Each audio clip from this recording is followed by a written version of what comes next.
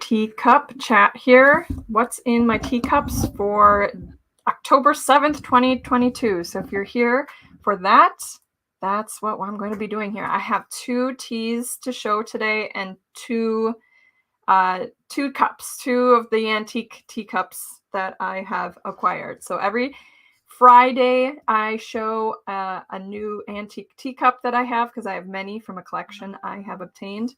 And I also show at least one tea herbal tisane blend that I'm drinking for today, and tell you what's in it and a little bit about the herbs in it.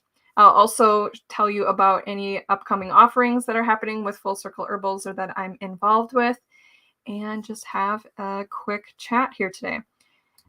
I also put this up in for my podcast, Herbs with Erin, Remedies for Body and Spirit. I put it up as a video podcast. So I think that's in Spotify. You can watch it as a video podcast. And I also put it up as an audio podcast. And I know it shows up on iTunes and Spotify. So if you're looking to listen to these later, podcast is available too. So let's see what I have today. I do have a cat next to me. I don't know what's going to happen because he's old and he can't hear very well. And sometimes he's very loud. So he's just moving. So I'm a little concerned that he's going to try to chat to you all. I hope he gets, okay, he's getting settled. That's good. So two teas. Which one will I start with today? Let's start with the one that I haven't infused out. Let's see. This is, okay, there we go. This is Monarda, one of the Monardas. This is Didima, and it is the pink one, the pink/red one. And I do have a dried one here. Let's see if the video will show, the camera will get it focused for you if I wait. It sometimes focuses. It's like a reddish pink color, and I grew this one this year. So Monarda Didima is the name of this one. And it even though it's got a vibrant color to it, it makes a actually a light pink color. It looks a little bit different on my screen here, but it's just a light pink color. I added a little honey to it today because it is a more pungent flavor. Most people describe it as like an oregano type flavor, and in fact we'll use it as a substitute for oregano. And also, this is one of the plants that I'm going to be talking about on Sunday in the Grow Your Apothecary monthly plant lessons. I'm talking about 3 different types of Monarda. And this one is also known as Oswego Tea. So, okay, I'm going to pour it in a second, but first I have to show you the lovely pattern. I love, every time I show a teacup, I swear, I'm like, this is my favorite. This is my favorite pattern. So here's the pattern. And they always, the ones that I have so far, the saucer, it also is, what am I trying to say, duplicated in the teacup too. So sometimes it's hard to see the teacup, but the pattern here. And what else? Oh, it has like this cool, I don't know, this ripple around the edge. I love that.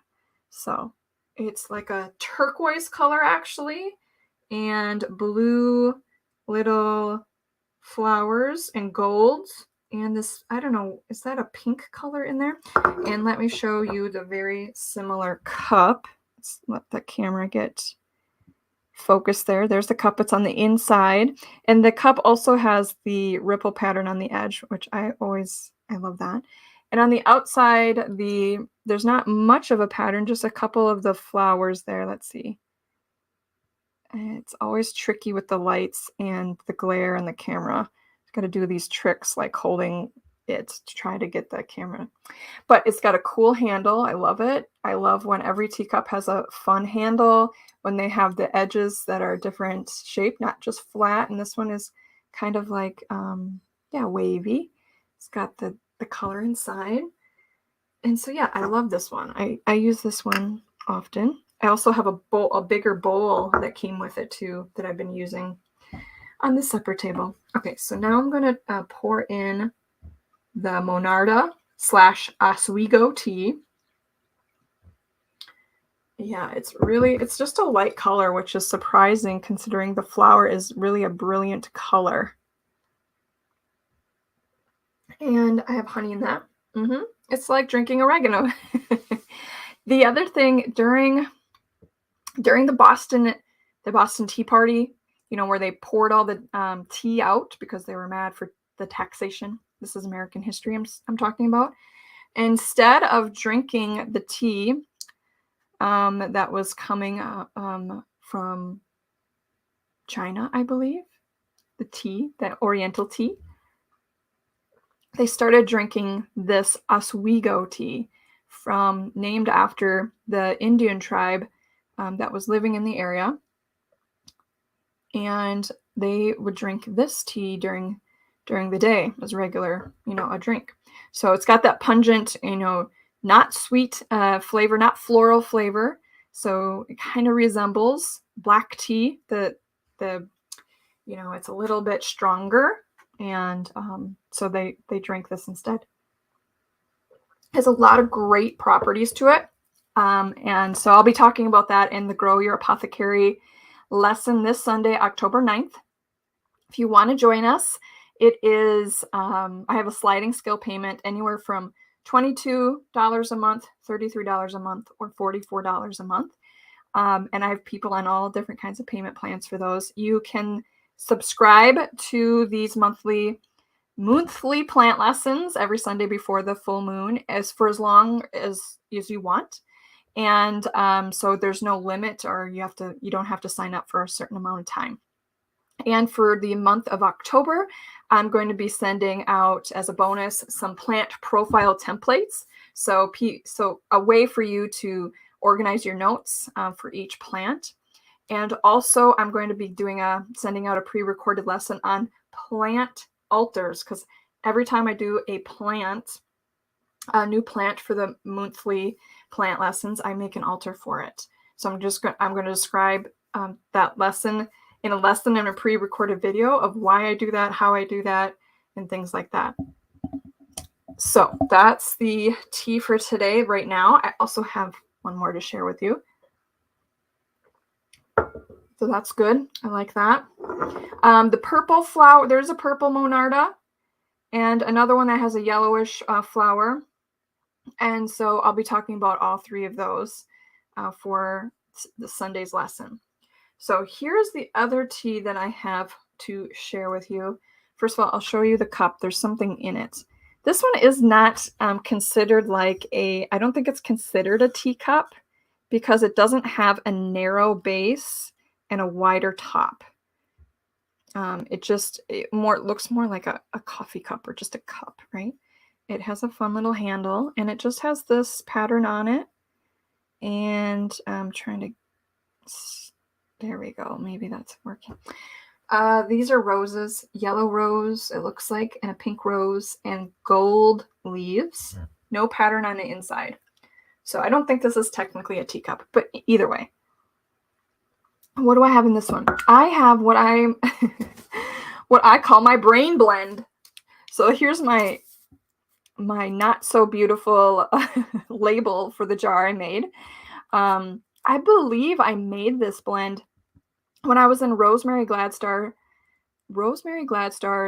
course, The Science and Art of Herbalism. She has an online one there. And I did the certificate program and finished that one. But you had to make things and take pictures of them and put them in your homework. And that's what I think this is from. And sometimes I just make quick labels. And so this one has gotu kola, peppermint, ginkgo, and rosemary. And it's meant for helping with brain health, like circulation in the brain and memory and things like that. So these, the three herbs are really well known for helping with memory and the brain. So again, it's gotu kola, which is a leaf, ginkgo, which is a leaf of a tree, and rosemary, which is an culinary herb that we all use. So yeah, they are all in this blend. And the peppermint is in there for flavor because it's, those are not like super yummy things. Ginkgo and gotu kola are not like, they just don't have they're not like a yummy flavor. They're not a floral. They're not a mint. The rosemary, again, is kind of on the same lines of this Monarda, and I'll tell you why in the Grow Your Apothecary plant lesson on Sunday. They have a very similar, they're very similar in some of their plant constituents and what they do. So, and they have kind of that same pungent flavor and very warming and things like that. So rosemary, ginkgo, peppermint, and gotu kola, and I added a little honey, and I call it my brain blend. Not a very creative name, but there it is. Yeah. So I made that tea. It's just a brown tea, my herbal tisane. Tisane is the fancy name for herbal tea, because if you say tea to some people, they think of the black tea and the green tea, which is chamomile is the scientific name for that. And yeah, so that's what I have in this one. So I have two going on today, two pungent ones to keep my brain functioning well. I put a lot more honey in the Monarda. I really like that honey in the Monarda one. It brings out a flavor that I didn't taste before the honey. And sometimes honey will do that.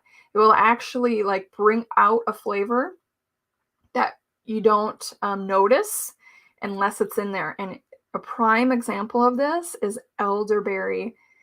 If you've ever made elderberry tea, or when you're making elderberry syrup, taste it before you put the honey in it, because to me, it's a terrible flavor. But when you put the honey in, it's like a whole different flavor comes out. And yeah, that happens with the sweetener sometimes. So those are the two that I have today, the Brain Blend and the Monarda. So yeah, the Grow Your Apothecary lesson is coming up this Sunday, since the full moon is in that time frame, Sunday, Monday time frame.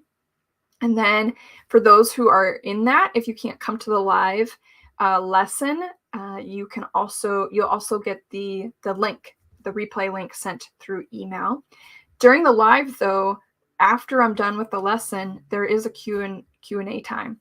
Q&S, question, answer, and share. So anybody can share their experience or uses of it, because what I teach is what I know and what my experience is, but there's always other things that herbs can be used for that's not listed in all books, or is not shared just from one teacher, because we can't share it all at one time. There's just so many layers to herbs and what they can be used for. So I love it when people say, oh yeah, I tried it. I tried my herb remedy, this way. I tried it in a tincture or a salve or other herbal applications that maybe haven't been tried before or talked too much about. As in herbal books and stuff, it gets really focused on like, oh, this herb is for these things and it's used in this way. But there's usually more that can be done with them.